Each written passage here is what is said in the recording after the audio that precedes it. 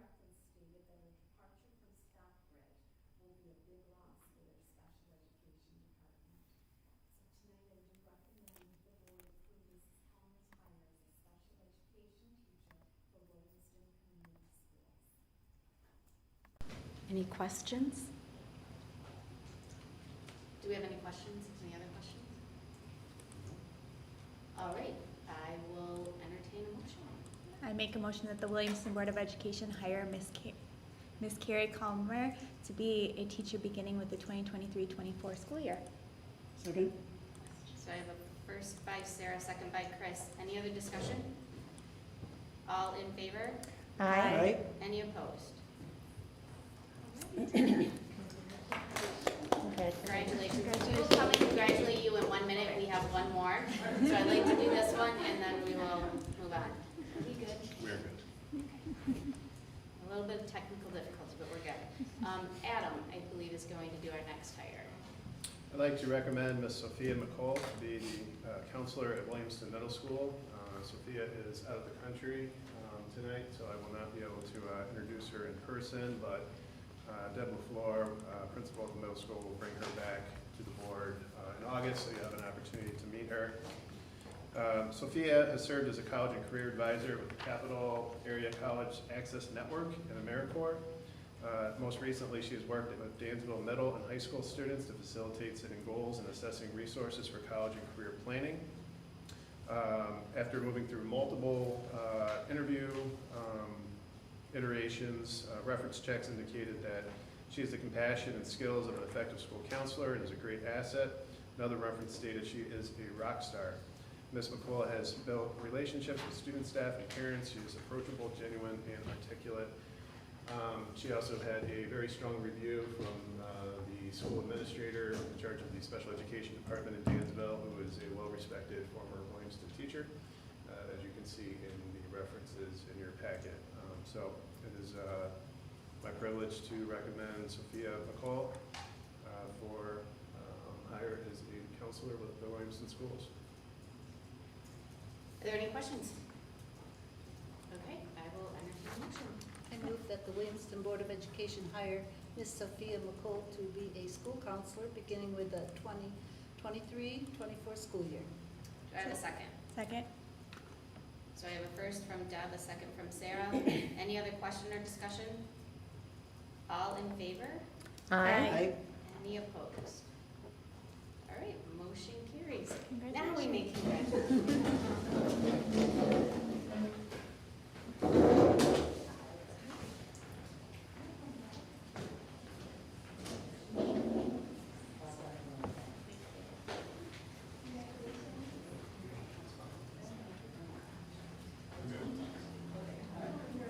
Oh, yeah.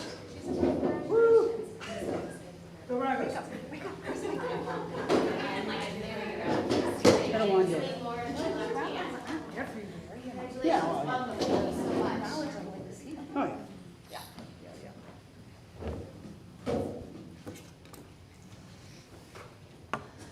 Okay. And before we move on to the next part of our meeting, Amanda is gone, so I do need to appoint an active secretary. So if Julie would take that on, I would very much appreciate it. This part of our meeting, we have citizen comments. You have 3 minutes if you'd like to step to the podium and address the board. This first part of our citizen comments is about anything on our agenda. If it's not on our agenda, you have a second opportunity at the end of our meeting. Any citizen comments? Okay, we're going to move right into celebrations. Adam. So two celebrations. One I mentioned at our last meeting, but we do have the story up on the website now of our commencement, 147 outstanding graduates, and we have some photos and also the updated program on the website that you can take a look at. Second one, more recent, and no story published at this point, although maybe we will later in the summer, but I just wanted to highlight the summer intervention program that began last week. So school ended on a Friday, Monday was a reset day, and the kids, buses, staff were all back on that Tuesday to start summer intervention. So pretty quick turnaround. 5 or 6 months of planning, and from all accounts, it is off to a very successful start, which I think is a testament to the outstanding work ethic and dedication of our team here to pull off something that we haven't done before and get it right. I'm sure there'll be some fine tuning, but for the most part, getting it right from the get-go. We had a grand total of 95 students that participated at least one day last week, 32 at Discovery, 28 at Explore, and 35 at the high school, middle school joint location. So it's first week in the books. They'll be back tomorrow. And then, as you know, after this first block, there's a second block that'll take place later in the summer. So again, just want to reiterate my appreciation of all the folks that were involved with making that happen. It was a massive logistical undertaking, and then teachers building interventions with these small groups of students, all the little details you don't think about, right? Like parent contacts and emergency forms and like all the things that have to be put together to make this work. So really appreciative of everybody involved. That is it for celebrations this evening. Any questions? Any questions? All right, we can move on to educational update, which is our esteemed, highly qualified James, who we cannot live without. Thank you for that wonderful introduction. So I'm here tonight to do a one-year follow-up on our secondary student one-to-one Chromebook initiative. So last year, we went ahead and decided to give Chromebooks to all of our secondary students. Oh, go ahead and kick it off here. So, first slide here. Leading up to the 2022-23 school year, we gave out about 1,200 Chromebooks. So we had to go through and label them, sign them, configure them, and distribute them to students. This is just sort of a general overview of the presentation. So first we're going to take a look at how everything went, take a look at some of the data, talk about some of the lessons learned, and then talk about some upcoming adjustments that we might be making going forward. Okay, so first part, overall, how did it go? So one of the great things that we were able to implement with our secondary one-to-one initiative is a system for keeping track of our student devices, so we can see who has which device, whether or not it was damaged, if it was repaired, when they gave it back, if they gave it back, costs for repairs, pretty much everything that you want to keep track of when it comes to giving devices to students. We have that system now. We didn't have it in the past, so very grateful to have that, because this allows us to answer high-level questions quickly about what's going on with our devices, how much is it costing us, and it was very useful for putting together this presentation. So at the bottom there, I have a screenshot of where we can see a device that's been assigned. There's two devices there, an iPad and a Chromebook, that were assigned to a student. Just an example of some of the information we have available with the plugin. It's MBA Device Manager Plus, and it hooks into our student information system. So it makes it really easy because most of our staff are already familiar with our student information system, so it's just another tab that lives in that system. Next thing up, so now we have a very fast turnaround time when our devices break. So the first thing that's helping us minimize downtime is that we have a spare cart of Chromebooks in the front office for the secondary schools. So if a student breaks their device, they can go down to the front office and ask the front office secretary to check them out a new device and then put in a help ticket to fix their current device. We also have an additional staff member. There's a picture of Chase. Very thankful to have him on board. He does a great job. The other thing that we're doing now to speed up the repair process is we're keeping in stock parts for common repairs. One of the most common being broken LCD screens. It's a very fragile component, and it's also just openly displayed when the student's using the device. So we keep plenty of those. We also keep other parts in stock. The other thing we did was went ahead and got some better tools for doing Chromebook repairs. So we have an outfitted repair area there on the right in the slide. and we were able to purchase some tools to help us with repairs. So the other thing that we put into place was a system for collecting payments from students for broken devices. So we decided to charge students that mishandle their device and then it breaks for the repair. We only charge them for the hardware. We don't charge them for the labor. And it's a disincentive from them mishandling it. It encourages good behavior in terms of handling their device. So we have a digital system for doing that. Essentially, we just go in there, find the fee that we want to assign to the student, assign it to the student, and then send an email to the parents. Parents can pay digitally using a credit card or debit card, and makes collecting payments very simple. I think it also makes making payments very simple. And again, it gives us access to reporting so we could see high-level information. We could see who still owes us money, that sort of thing. So it's very useful. The other thing is that we have sufficient network bandwidth for supporting these additional devices. So we got about 500 additional devices when we went one-to-one at the secondary. Despite that, we're still only using, on average, about 20 to 30% of our total bandwidth on any given school day. So we have plenty of room to add additional devices, and that's good because we haven't had any hiccups in terms of everybody's trying to use the network at once and nobody can do anything because there's too many devices. So it's good that we have sufficient bandwidth. Some other things I want to hit on here, just because it made sense to include it in the presentation. So I went ahead and got some feedback from the building principals, because I'm more behind the scenes dealing with purchasing devices, purchasing parts, coordinating with IT staff for repairing the devices, but I'm not in the classroom and seeing the educational impact as much that the devices are having, so I try to get some feedback from them. I'll go through the list here. So students already have their devices when they show up to class, so it allows them to do more teaching. They're not having to go down to the media center, check out a Chromebook cart, that sort of thing.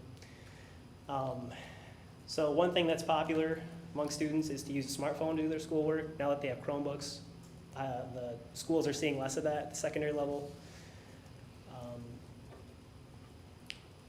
Teachers have reported a very speedy turnaround time for Chromebooks, which is great, hearing good feedback from our staff. Students aren't going without devices. Another benefit is that our dual enrollment students, they are guaranteed to have a device. In the past, some dual enrollment students might need a device, some might not, and that process of figuring out if they don't have a device, if they need one, that sort of thing, don't have to deal with that anymore. All the students are getting Chromebooks at the secondary level, so they get a device, don't have to worry about it. One thing that I was happy to hear, I haven't really heard many complaints from families, if any, saying that they don't have internet at home, so their student can't use their district-issued Chromebook at home to do homework. So that's great. Securely has been a very powerful tool for interventions for students. It notifies our administrators in the event that something of concern happens, so that way they can take action.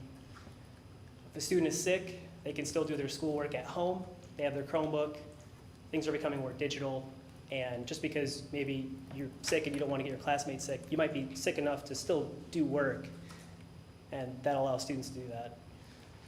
And then also the benefit of having accommodations for special needs students, such as text-to-speech and read-alouds from the apps that exist on the Chromebooks.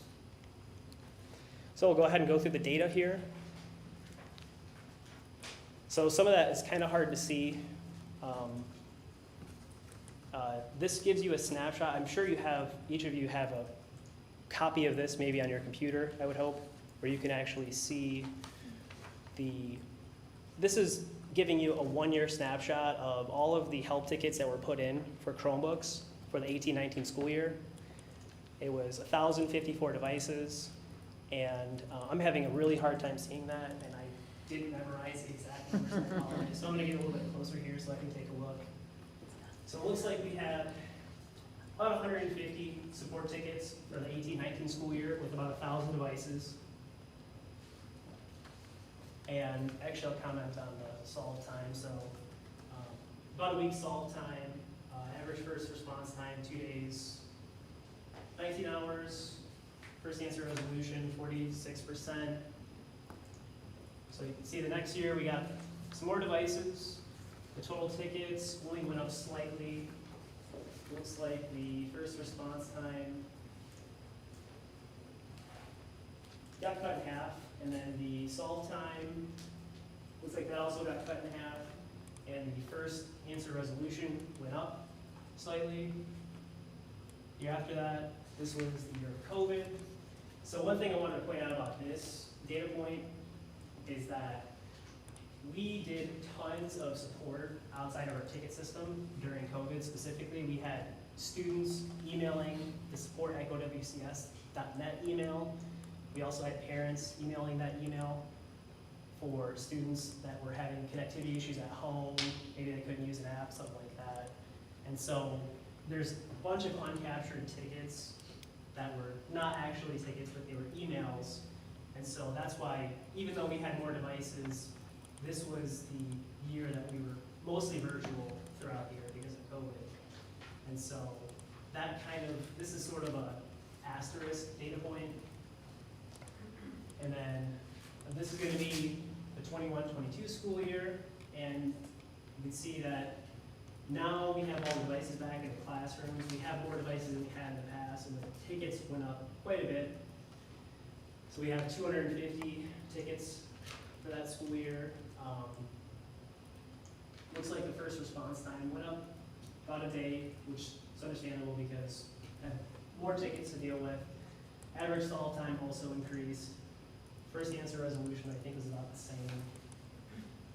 And then finally, this past school year. So this is the one that we're reviewing now.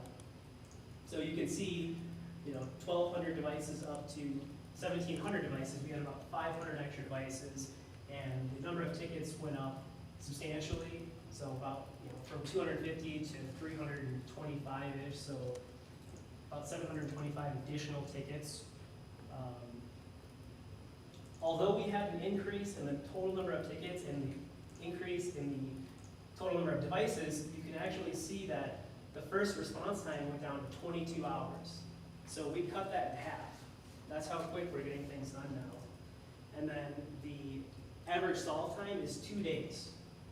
And the first answer resolution percentage is 69%. So you can see we've cut, even though we had a massive increase in the number of devices and we need more tickets, we cut the time that we had to our performance this past year has increased, so we've cut the time in half pretty much for getting things taken care of. So.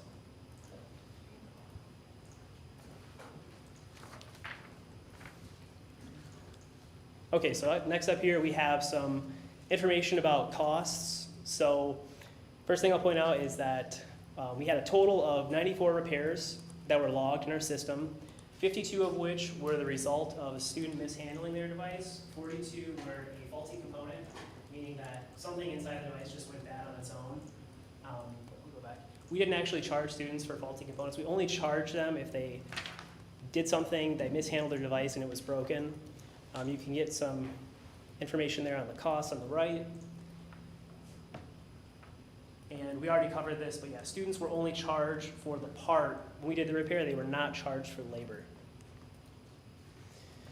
Here's some more information about spending for repairs.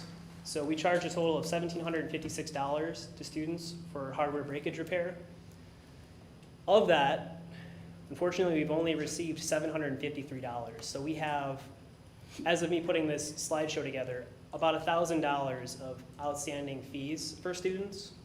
So in an effort to get that money back from families, we routinely email and call families that still owe us money to ask them politely to please pay for the damaged device. The high school also has decided to withhold diplomas for students that have not paid fees. So students that are getting closer to graduating, I'm sure they're going to feel more pressure to actually pay those fees. And so we're continuing to remind families, you owe us money. The bottom there, this is covering the insurance coverage fees. So we collected $3,000 $60 in insurance enrollment fees for our insurance program. Of that, we've only had to pay $198 for parts to do the repairs. So we still have about $2,862 left over from that money that we collected. So to me, it seems that we are charging a sufficient amount for the insurance. Although we're only in the first year, students are able to keep their devices until they need to be replaced. And so there's still some outstanding risk there, liability, that number is going to go up. But I'm comfortable that we're charging enough just based off of what we're seeing so far. Lessons learned. So some students, unsurprisingly, decided that they didn't want to use the school device. It's less than about 5% of students. Fortunately, we still have to set up a device for them because they need one to test on. So that's not something that might have been obvious from the get-go that, we're going to give students a device and they're going to say, well, no, thank you, I'm just going to use my own. So next thing I want to look at is the expected costs versus the actual costs.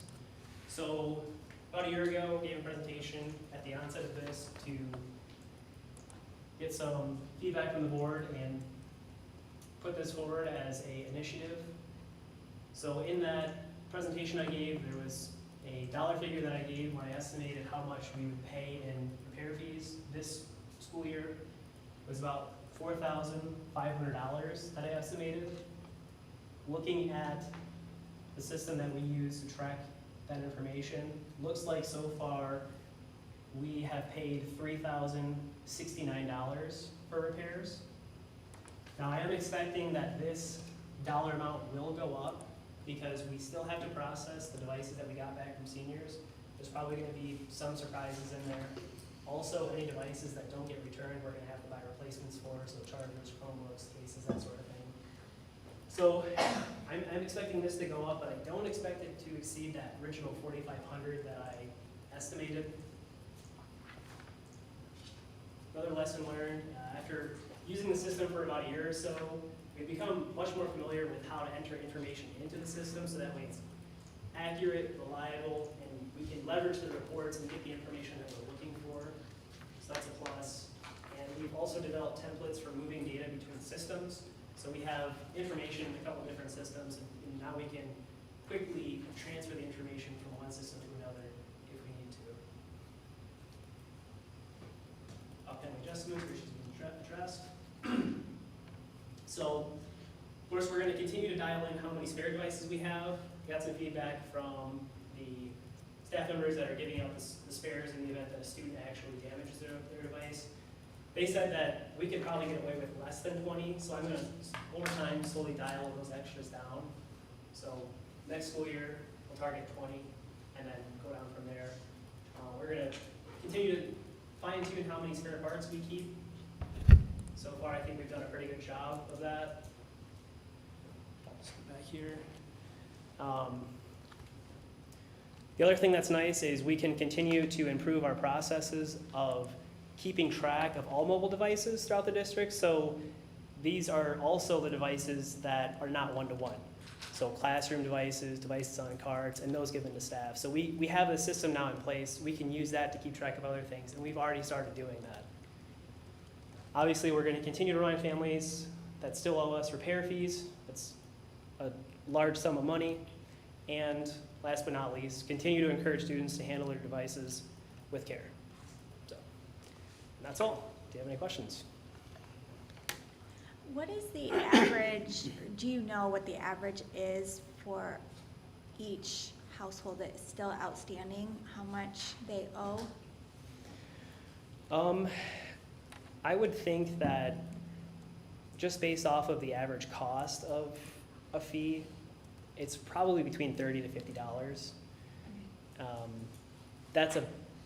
Our LCDs are the most common repair, and those are $32.99, I believe.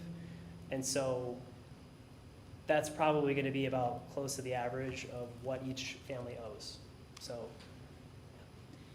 Have we offered a payment plan option for families, or is it just kind of? To clarify though, too, by household, you just mean the individuals who have had damaged devices, not every single household in the district, right? Exactly. Right, Yes, so the the average amount's cost. very minimal. Yeah, for each Uh, family, yeah. We would be open to doing some kind of payment plan. Sure. I think a lot of them we don't get any response on though. Got it. But, Yeah, I think that's worth where you're looking into. continuing to call and Yeah. email and, yeah. Yeah, there aren't many that go longer than 60 days though. Okay, It's very, got it. very minimal. okay. Yeah, so we'll look into that with Sarah. I'll talk with you after this meeting. We can take a look at coming up with some strategies to get. Yeah, payments just for wondering if those, there's so. any financial barriers that we need to be made aware of. Absolutely. I have a question about the Securely program. Sure. You said that it will notify administrators for possible interventions. Is this Yes. just for educational interventions or behavioral as well? It's anything that's concerning. If a student does something that's concerning on a device, they type in something that might indicate that they're going to harm somebody else or maybe harm themselves, that activity gets logged and a message gets sent to an administrator to look into what's going on. There's other things that it flags. I could give you the full list, but that's essentially how it works. And it's so that way we're not flying blind. We can actually see when something's going on, because without a tool like that, it's just impossible to go through all of the information and sift through every last little thing every kid's doing. I don't think anybody has So the time it's or more the... safety concerns, it's not any, like a student needs more educational support? No, It yeah, doesn't it's mean mainly behavioral. that- Okay. Yeah, it's not anything in terms of like falling behind academically. So. And so like our freshman class, they got their Chromebook and they just keep it for the 4 years until they're a senior and they turn it in unless they have some not medical, geez, That- mechanical thing or something to get it. So they still have theirs and they just keep it. For the Exactly, 4 yeah, years. that's my game plan, to minimize collecting it back and then giving it out, and then Yep. collecting it back and then giving it out. Every single time we do that, it's a large undertaking, because we want to do it accurately, and we want to go through everything, clean it off, that sort of thing. So it makes sense to give the devices to the students, and until it needs to be replaced, so maybe it's no longer going to get updated, or the student's going to leave the district, then we'll collect it back. But otherwise, if they're going to be here next year, we're going to let them hold on to them. They can use them over the summer for school-related activities if they need to, or just learning on their own, so. Okay. Yeah. Any other questions? Thank you very much. All right. Thank you. Thank you. Great. Seems like it's quite successful. Okay, moving on. Adam, your superintendent update. All right, upcoming presentation and discussion items. As you know, on the 17th of July, we have our July special meeting. The agenda is still forming, but primary topics are going to be the school bond loan fund, as is typical. Meal prices for next year are also on that agenda. There's still some, because the state hasn't passed a budget yet, we don't know if the free meals for students portion of that budget will go through or not. So just in case, Jim Davis has used the calculator to come up with an assessment of what an appropriate meal price would be for next year. We'll see where we're at in July. But if the state doesn't pass that line item, then we'll have to, the board will have to make that determination next month. And then, as of today, the Sex Ed Advisory Board applications are available on the website. There'll be an email that goes out on Friday, and then several other emails after that to remind folks if they're interested. The tentative plan is to have those come to the board for review at that meeting in July. It'll kind of be based on the number of applications we receive back. If we need to extend that deadline, we'll extend it. So we'll see what kind of response we get to that. Over the weekend, the policy website was, hopefully the last couple of policies were restored. It was the email I got Sunday evening. And so if that is the case, and I can kind of pick up the pieces from where we were, policy committee perhaps be on the lookout for an invite sometime this summer to kind of get going again on policy work. Last week I did presentations to both the city council and the Williamstown Township trustees. As usual, highlighted a number of different accomplishments and areas of focus for the district, so they have that situational awareness. In particular, focused on the success of the SRO program that we've had this year and appreciated the city council's support with that initiative. And then also had some opportunities for future collaboration with both entities. The first is always, again, we have the traffic pattern issues at the elementary campus. We know there's a plan in place to build our way out of that, hopefully in a couple of years. I did want to make sure the board was aware that the Van Etter and Raleigh Church three-way intersection, there was a traffic study conducted by Michigan State, and that I think held up what I think we might have known previously, that that intersection doesn't have sufficient traffic to rate an all-way stop there. So just so there's a shared understanding that we've looked into that, and that is what it is at this point. The other piece I talked about, again, is a normal topic that I bring up often, which is our housing issues in the district, and the lack of appropriate inventory and some of the negative side effects that is having, not only for the district, but also infrastructure, business community, and several other entities. But just some quantitative data. Obviously, we have tons of qualitative data and anecdotal data to support this, but some quantitative data, 22% of our students are school choice students. That means they do not reside in the district boundaries, not inside the city boundaries, the district boundaries. So almost 1 out of every 5 students now does not live in Williamston. As reported by MLive, ironically last Monday, Williamston now ranks 48th in the state for the highest rising home prices with a 5-year average of 41.2%. And we are an outlier if you look at the geographic layout of the communities that have experienced those increases in housing, most of which are the Detroit suburbs, Oakland County, and then anywhere along Lake Michigan, which makes sense. And then you got Williamston, kind of sitting out there on their own. And so you have this, these two different things, right? You have a very successful school district, that's great, it's driving home prices up, but then you have limited inventory, which is driving it up even more, and the effect of, and that's good, I mean, if you own a house in Williamston, that's good, but it's almost too good now because we're pricing out young families out of the community, and that does not bode well long-term for any aspect of Williamston, whether it be businesses, expanding the tax base, infrastructure, investments, and of course the schools. So according to that report, the typical home value is now at almost $300,000, $295,053. It was interesting because I was sitting at the park yesterday and there was a family behind me on a different bench, and they were discussing amongst themselves that they couldn't find a 3-bedroom house anywhere in Williamston for less than $300,000. That data pretty much backs that up. So you get this merge of anecdotal, qualitative, and quantitative data. And it leaves us with a pretty obvious answer that if we don't add some housing inventory to sustain what we have, 10 years out or so, we're going to face an issue. The other piece is, again, talking about hiring new staff.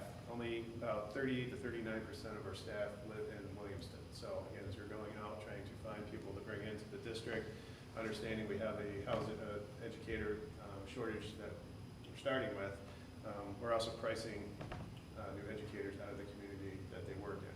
So again, long term, this is, in my opinion, our most significant macro level issue in our community.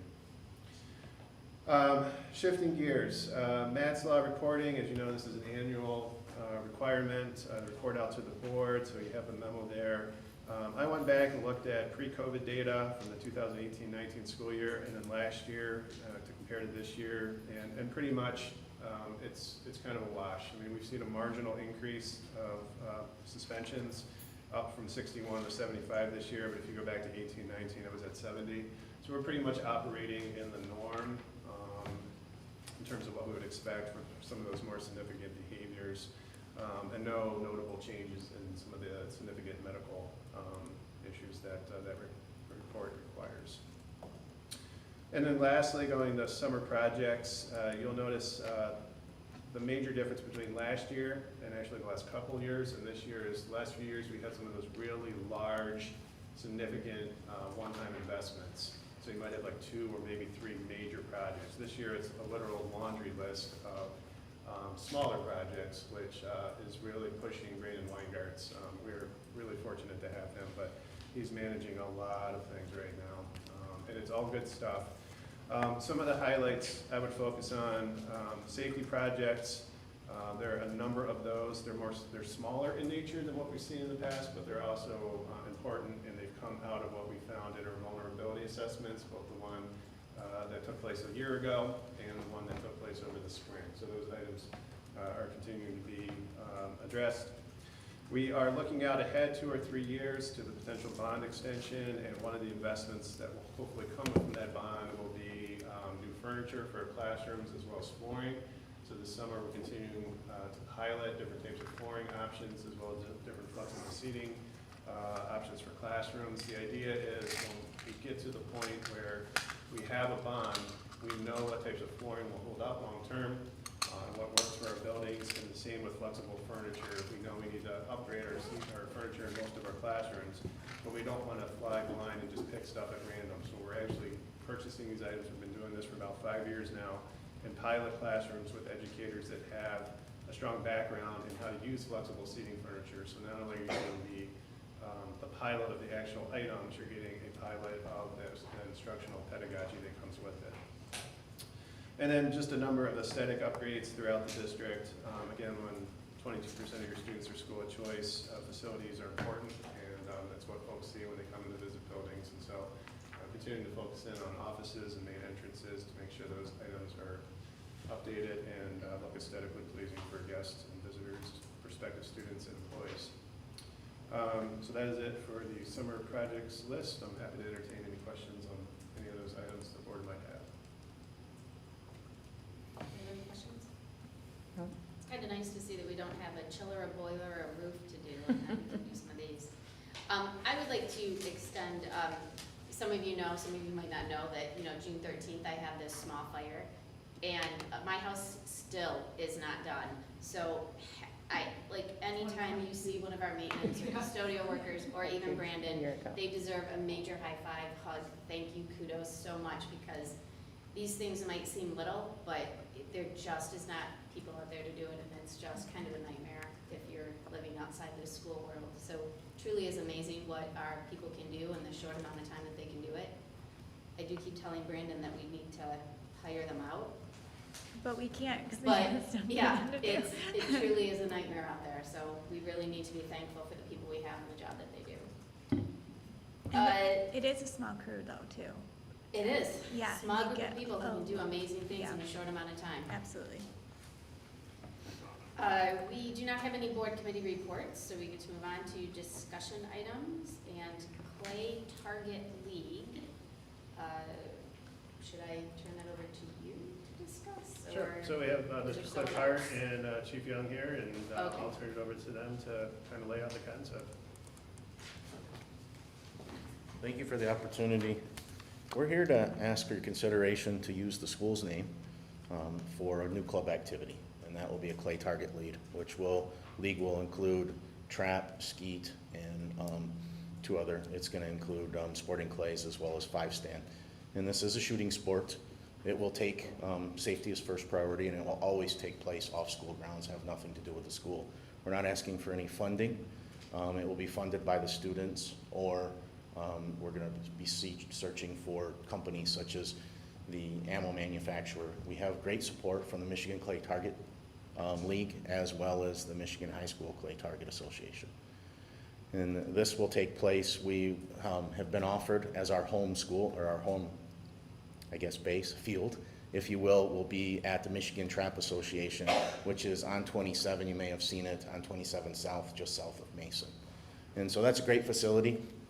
People come all over the state and all over the country. And in fact, this goes on into the Olympic sport. So the location would always be there where we'll shoot. This is an sport that allows all-inclusive. There is no age restrictions except 6 to 12. There is no handicap restrictions. In fact, there are actually wheelchair ramps at most of these shooting facilities.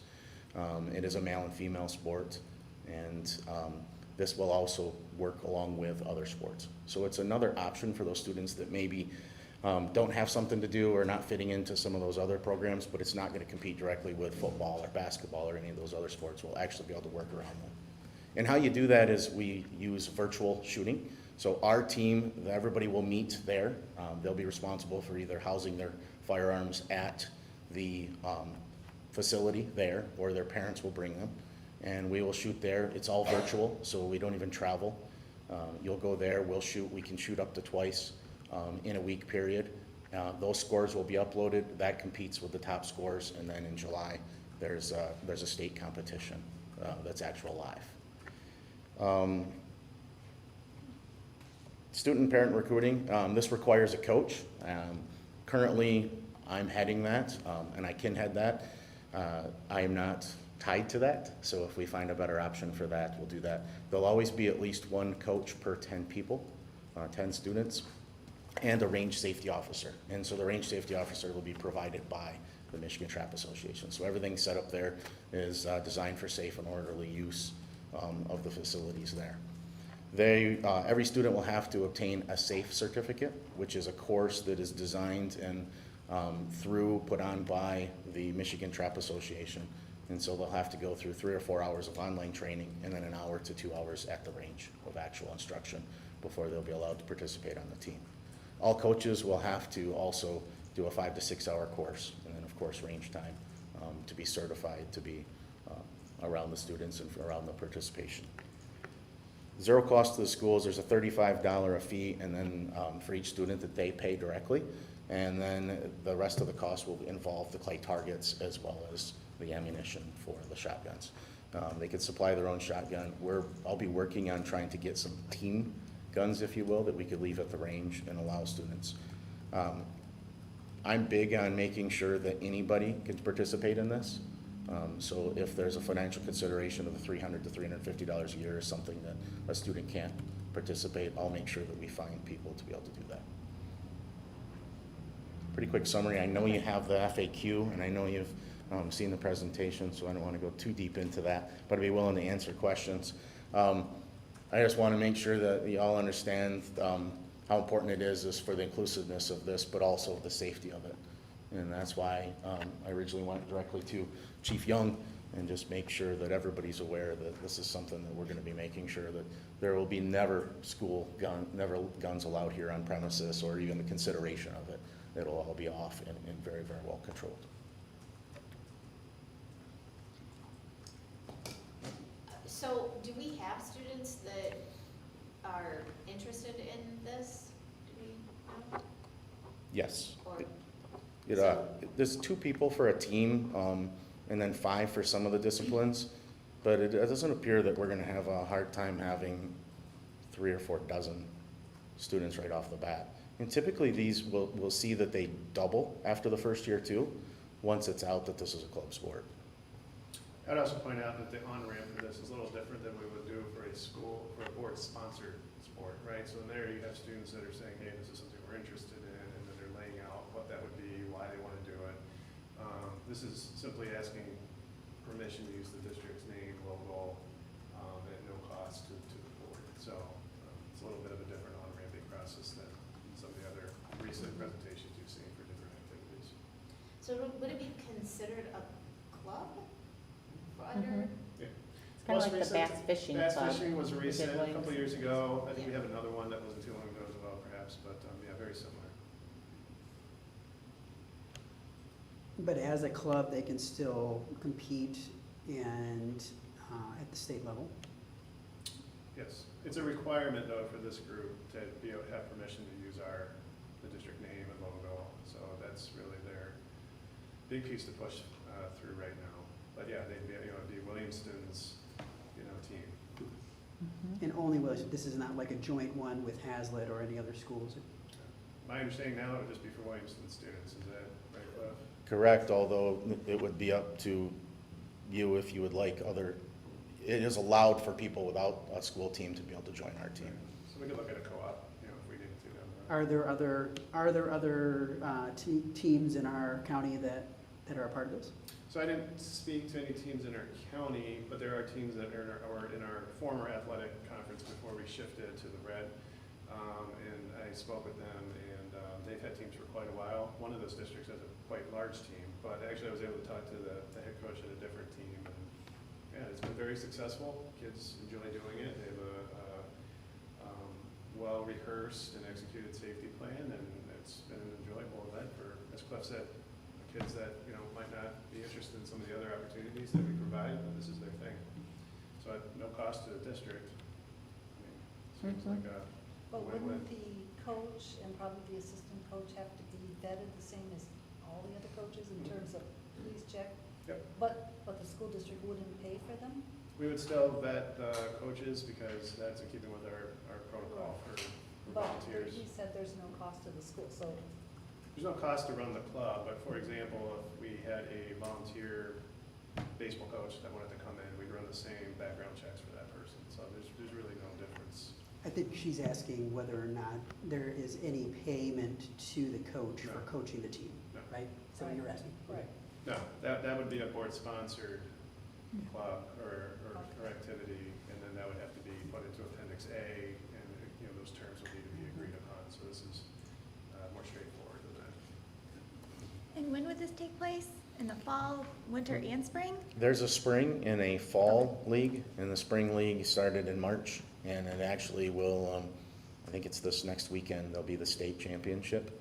And so then there'll be a few weeks, and then there'll be a fall, which is kind of nice timing. It'd have been nice to have been able to participate as a school this year, but the fall league is more of an off-season, and so it'll be a nice opportunity for us to bring on some just of the get kids started, and, yeah. and kind of play it out and get used to it. There's no statewide meet in the fall, is one of the differences. And who exactly does the safety training? Like, when the kids have to go through like the safety training that you talked about? Yeah. Who, is that an organization who does that? Is that our own police department? Who, like, The National Trap Association actually has a safety course. I think it's where they, out in and it's where Williamston, they would go they would to? register. Yeah, the process is they have a very nice app and website where if somebody's interested, they would be put in by the head coach. Them and their parents would get information on enrolling them, and then the very first step would be to go on and take the 3 to 4 hour electronic version, and that's the paper version, if you will, the virtual version now of the safety piece, and then they'll have to sign up for range time. And there's actually range classes where there'll be certified instructors out there to be able to walk them through and make sure that they understand all the data that they read and the safe handling of firearms. And then from there, it's coaching of the sport of shooting. And this is something that they could actually letter in if you choose to allow students to letter in it. This is something that they could go to college and play, as well as scholarship, and of course an Olympic sport since the 1800s. And this would go through, so I'm just at the Michigan State High School Clay Target League, is that what it Yes. would go through? Okay. Which is nice too. The $35 fee also includes $2 million in liability insurance for the coaches and the students. So further taking away some of that consideration.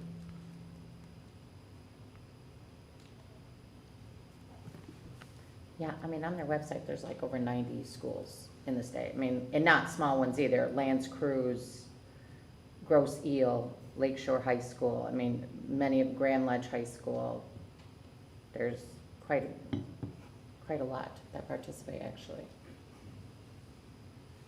Go ahead. I just wanted to add my support into this. Cliff brought this to my attention, and as you know, our police department is very involved in the schools, and after learning about it and then talking to Dave Group, because your nephew participates in one up in Durand, and hear the success from that, I think it's a wonderful opportunity for our community and for our schools. It's not for everybody, but for those, I think it would be great, so we fully support it. So this is like when you're doing the ski, I don't know the technical name, where they go pull and they go boom, boom, boom. Yeah. That's one of the things that we're talking about. That's Yeah. one of The them, target yes. type of Yeah. shooting. Dave Group, my niece Jamie, her son Asa shoots on Durand. He's on his second year. He was 13 or 14 when he started. He's on the varsity team. And he enjoys it a lot, and it's been fun to go watch. There's big kids, big girls, little girls, anything you want. And they're all shooting, they're having a great time. It doesn't take a tremendous amount of time. The Durand meet usually is about an hour and 15 minutes, so the parents come. They're not there traveling and going through all that fun stuff. I actually took my father to one of these, and he enjoyed it immensely.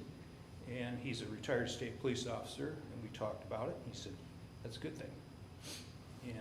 And my niece, Jamie, was taking a little bit of a sabbatical from the Durand Police Department. actually was the resource officer for the school district as long as being a street cop. And obviously she supports it. And if it had been around when I was in school, I'm K through 12 Williamston, I would have definitely been involved in it. And the other good thing, my wife even pointed out, there's an expense to the student, but it's a tangible expense. Once they buy a shotgun, if they no longer want to use it, it's a saleable product. It's not like buying hockey sticks and skates and stuff that get thrown over into the corner and maybe never get used again. And it's really relatively inexpensive in comparison to, say, hockey. And there is so technically the parent would have to buy the shotgun, and then the parent would be responsible for transporting the shotgun, the student, to the event. Yeah, really under state law, if somebody's under 18, they can't transport it themselves. They have to be. So it would be, Um, okay. I believe that's correct, right? Thank I you was for just your time. looking, that spring, they had 85 schools participate with 1,684 students participate, spring of last year, so. It's growing. There's a couple districts around us that are probably gonna be right behind us. In Durant, I did talk to the coach. The first year, ACES shot, they had about 25 students. They're over 40 now and growing. So it's very popular. But Cliff, you said the minimum is 2 students, and you think that you already have 2 that are interested. Yeah, my son's will be going into his senior year, so we're in that crowd. And then, of course, I have another son that's going into 6th grade. And so that's kind of where this begins. There was some discussion of do we go all the way down to 6, but the 6th grade, but we can, I guess, monitor that too. I'm a believer that that's the perfect time to start teaching firearm safety, so they understand what these things are, and they're not a toy, but yet make it something that's inclusive in the fact that, and I guess, when I look back when the bass fishing team came, is what really started this idea. My son hadn't grown yet, and now he's growing finally, thank goodness, but he wanted to play football, he wanted to play basketball, it just wasn't really in his stature. It's also one of those things where these sports have become where you have to play them 365 days a year. And it's something I like to see my kids be more rounded. And we have 2 older kids too, 26 and 24, and I think that some of you have them in class, you could tell me, but I think I have really good kids. And I was fortunate enough when I was young to be told, look, you're gonna spend a lot of money on your children. It could be bail and lawyers, or it could be taking them on vacation or doing things, dirt bikes or whatever that your kids want to do. How do you want to spend your money? And so we've kept our kids busy. We travel with them a lot, and we expose them to a lot of different things. And this is one more of those opportunities that I didn't have when I was young. And I would like to see people to have this opportunity is something different, some sort of, to be part of something, to be involved in something, and to build friends that they probably wouldn't see outside of their normal, right? We tend to put kids in the soccer kids and the football kids. So. Even those kids that play other sports, when they get to be old and broken like me. I mean, they can do later. I'm pretty sure you could go out there and do the pole shoot. I would bet money on you would do I very well. can't do most of those other sports anymore. I'm thinking I would like to, I think that would be fun if you got out there and showed them how to do that. Take that on. Is there an age limit on the sport part of it? You might be able to get you the letter in this. You could still try out for the Olympic team, maybe. That is true. Wouldn't that be amazing if you got out there and went up the ropes and then went to the Olympics? He could be a coach. He could Yeah. be. With all of his free time. I don't like where this is going now, so. Are there any more questions? I thank you for bringing this. I think it's incredibly important to give all of our kids some unique, I don't want to say out of the box, that seems odd, but, kind of teaching, when you're talking about schools and you're talking about guns, it is a incredibly negative thing. I grew up around guns, they weren't negative to me, and yet as a teacher in a building, when you talk about it in schools, there's a little bit of trauma there. So to me, this kind of maybe takes that stigma trauma away. I appreciate you bringing this to us. I think it would be another incredible opportunity for our students. Are there any other questions? If you have questions, I would like to move this to vote on this for our July meeting, but this is using our name. It is another club, so you really need to be solid. There will be questions about this, I'm sure, from community members when they hear guns, shooting, school. So you need to be solid and your decision and answers to talk about this with community members. So please make sure you reach out to Adam, or so we can get those answered before our July meeting. That gives us, I think, almost a month before we vote. Is that correct? Yeah, just about. Are we so good, solid on this? Sounds great. Thank you very much. Yeah, thank you, and I'll leave you with it. It is not lost on us by any means. That was my biggest concern, is that the school and guns in one sentence. And that's why Chief Young is evolved to be along with this process, so we can make sure the community understands this fully and can get behind it. I think it'll be something that will tie us together more than it will divide us once people really understand what this is and who can participate and how well they can participate. There's no bench warmers here. If you're on this team, you're shooting and you're competing. So I might need to come try and my shoulder's better. Maybe Thank I you. can. I don't have very good eye perception, so maybe not. But I thank you very much. Okay, next, supplementary book list, which I believe is Dr. Cook. Thank you. So tonight, I do have a request for the board to approve the purchase of supplementary text, this time for Young 5's ELA curriculum. And I know that I had provided that in the packet to you, and there are YouTube websites that you can go to for each of the books. So I know it was lengthy, but it is there included. Young 5's literacy curriculum has not been updated or added to since the purchase of Reading Street in 2012. Over the years, the Young 5 team has put together a literacy curriculum really with Reading Street, as well as other elements that meet the needs of their students and prepare them for kindergarten. The topic of the supplemental materials range from nonfiction to fiction, and it does include some author studies, cell books, and a wide variety of additional texts that will further prepare students for kindergarten. The literature edition supports the Common Core reading standards R-L.K-1 through 10 for both standards in literature and informational text. Students will be able to answer questions about key details in text, retell familiar stories, as well as compare and contrast the adventures and experiences of characters in familiar stories. Students will also be able to describe the connections between two individuals, events, ideas, or pieces of information in a text. Identify the front cover, back cover, and title page of a book, which is important to their literature development. They will look for relationships between the texts that are presented to them each week and look for similar ideas or themes. The books align with the Discovery SIP goal number 1. All Young 5s to second grade students will be college or career ready in reading under Activity 1, Tier 1 literacy-focused instruction, which will be provided for all students. The supplemental materials will focus on depth of knowledge by asking students to use prior knowledge to connect text, to think deeper by comparing and contrasting authentic text and story elements, making connections to real-world experiences, use evidence from the text to form opinions, connections, and to strengthen comprehension. The novels are endorsed and vetted by the Young 5's teachers and Mrs. Spander, Discovery Principal.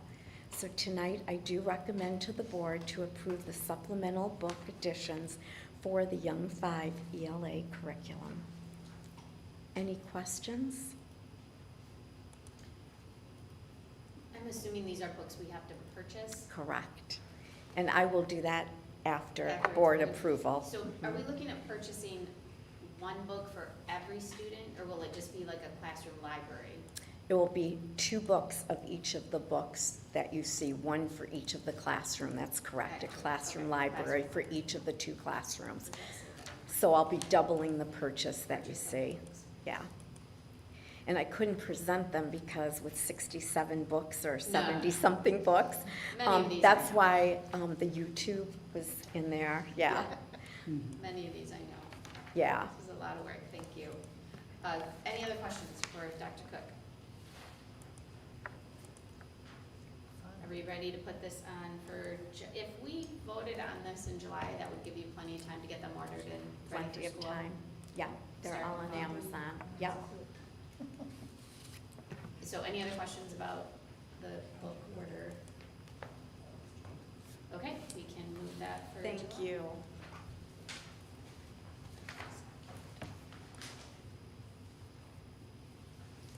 Sorry, it's taking me a moment. The next part of our meeting, discussion item is a closed session for attorney-client privilege communication. So I need a motion to go into closed session, please. Motion to go into closed session? Second. So first Chris, second Deb. Julie would take us through Mhm. roll call. Deborah, Yes. Chris, Yes. Nancy, Yes. David, Yes. Sarah, Yes. Julie, yes. Okay. We're gonna shut off the camera and microphone, and we will be moving into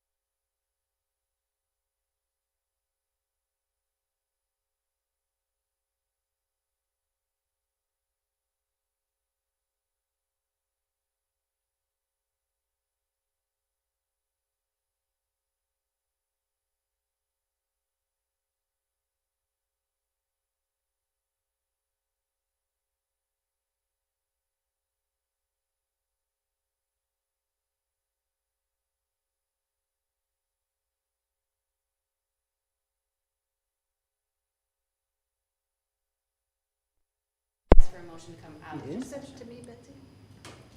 I can forward it to you. Okay, can I please Yeah, you have a motion to come out of closed session? Motion to come out of closed session. Okay, Second. first by Chris, second. I need a second. Deb did. Second, Deb did already. Deb. Sorry, I thought it was you. Will you take us through roll call? please? Deborah, Yes. Chris, Yes? Nancy, Yes. Dave, Yes. Sarah, Yes. Julie, yes.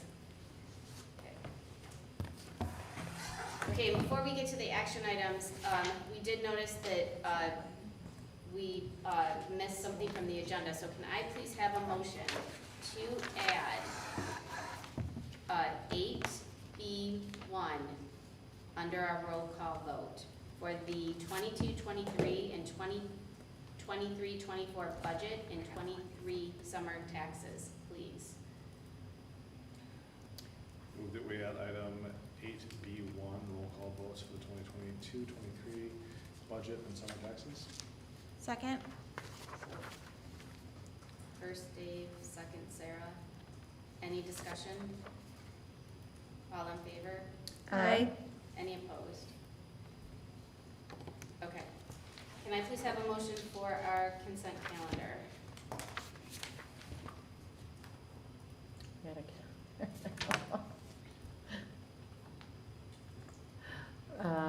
That Board is, of Education approve the minutes of the regular meeting on June 5th, 2023 as presented. Second? Okay, first Dave, second Chris. Any discussion? All in favor? Aye. Any opposed? Motion carries. Okay, these are all roll call votes, and there's several of them, so can I please have, sorry, I'm using my opposite hand, and this is not going well. Can I please have a motion for the first? Is this the kid Little Hornets? Are we No. going No, into the this other? is We're un- going this into is the under consent, roll call okay. one, so this would be 8B1A. Move that the Williamston Board of Education approve the 2022-2023 final budget amendment. Second?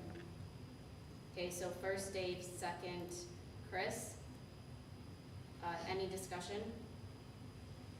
Hmm? Julie, can you take us through roll call, Deborah? please? Yes.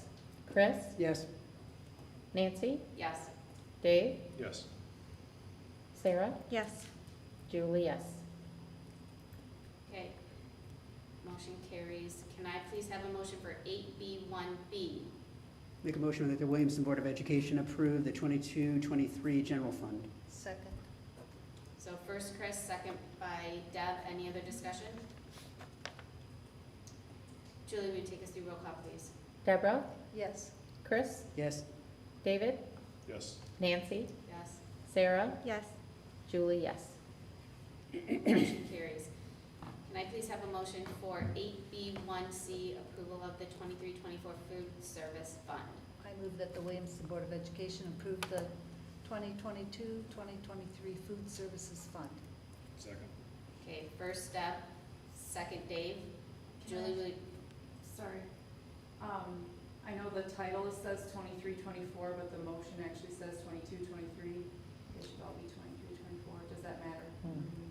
Yes, so Deb, will you revise your motion to change the year, please? Sure. I move that the Williamston Board of Education approve the 2023-2024 food services fund. Okay, Dave. Second. Then we gotta go back to the We general did the fund. other ones the same way, they're all, The final budget is correct.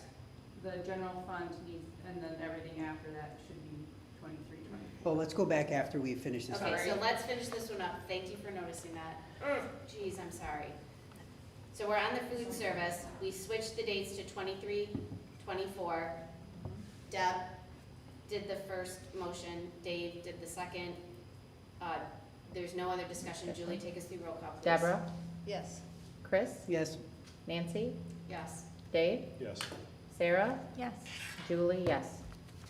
Okay, we need to go back and amend the 23-24 general fund. 23-24 general fund. So who, was That that was me. Chris and Dave? So Chris, will you please amend your motion for Make a motion, 8B1. make a motion that the Williamston Board of Education approve the 23-24 general fund. Okay, the rest are good. Second. Who seconded that? Second. And Deb's good. Any other discussion? Read the final budget amendment. Julie, will you take us through roll call again? Deborah? please? Yes. Chris? Yes? Nancy? Yes. Dave? Yes. Sarah? Yes. Julie? Yes. Okay. Motion carries. Can I please have a motion for the 8B1D approval of the 324, sorry. 23-24 Community Services Fund? I make a motion that the Williamston Board of Education approve the 2023-2024 Community Service Fund. Second? Okay, so first Sarah, second Chris. Any other discussion? Julie, take us through roll call, please. Deborah? Yes. Chris? Yes? Nancy? Yes. Dave? Yes. Sarah? Yes. Julie? Yes. Okay, can I please have a motion for 8B1E, the approval of the 23-24 Special Revenue Fund? I make a motion that the Williamston Board of Education approve the 2023-2024 Special Revenue Fund. Second. Okay, so first by Sarah, second by Deb. Any other discussion? Julie? Deborah? Yes. Chris? Yes? Nancy? Yes. Dave? Yes. Sarah? Yes. Julie? Yes. We're on E right now, correct? Yes. Okay, can I please have, That was E. That was- We're Oh, on that F. was E, we're at F. that was E. Can I please have a motion for the 8B2 2023 summer tax rate request? Make a motion that the Williamston Board of Education hereby certifies the following tax levies for the 2023 summer property tax collections, and that the acting secretary of the Board of Education may sign the final certificates of taxes, City of Williamston and Meridian Township only. 8.8851 mils for general operations, non-homestead only. 0.650 mils for the 1996 debt. 0.97 mils for the 2015 Series A debt. 1.6 mils for the 2019 refunding. 0.70 mils for the 2021 refunding. 0.3644 mils for the recreation millage. 0.4912 mils for the sinking fund. Second. Okay, so we have a first by Chris, second by Deb. Any other discussion? Julie, can you take us through roll call, please? Deborah? Yes. Chris? Yes? Nancy? Yes. Dave? Yes. Sarah? Yes. Julie? Yes. Thank you. Thank you all. I apologize for that. I will take some responsibility because I know Sarah and I from the last meeting talked about money stuff or that tax stuff, and I just didn't even look or see. Can I please get a motion for the separate action items? So for the first one, Kids Corner Little Hornets Family Handbook. Make a motion that the Williamston Board of Education approve changes to the 2023-24 Family Handbook as presented. Second? So first by Sarah, second by Chris. Any other discussion? All in favor? Aye. Any opposed? Motion carries. Can I please have a motion for the approval of the location change for the marching band? Make a motion that the Williamston Board of Education approve the request to change the dates and location for high school marching band camp to July 21st to 24th, 2023 at Mission Doe Conference Center in Hillsdale, Michigan. Second. So first by Chris, second by Deb. Any other discussion? All in favor? Aye. Any opposed? Can I please have a motion for the English 12 novels? I move that the Williamston Board of Education approves adding the novels Hidden Figures by Margot Lee Shetterly and A Long Walk to Water by Linda Sue Park to the high school English 12 curriculum. Second. So first by Deb, second by Dave. Any other discussion? All in favor? Aye. Aye. Any opposed? Okay, can I please have a motion for the advanced placement of U.S. history? Move that the Williamston Board of Education approve digital access as part of the curriculum for advanced placement, United States history as presented. Second? So first by Dave, second by Chris. Any other discussion? All in favor? Aye. Any opposed? Motion carries. May I please have oh my gosh, I'm sorry. Can I please have a motion for the high school civic economic curriculum? Move that the Williamston Board of Education approve the civics and economics curriculum from TCI as presented. I So first Dave, second Deb. Any other discussion? All in favor? Aye. Any opposed? Can I please have a motion for the middle school science curriculum? Make a motion that the Williamston Board of Education approve Open Sci ED as the curriculum for middle school science. Second? Okay, first Julie, second Chris. Any other discussion? All in favor? Aye. Any opposed? The next for the final budget and original budget, we move that to roll call. Next, can I please have an approval for the MHSAA membership resolution, please?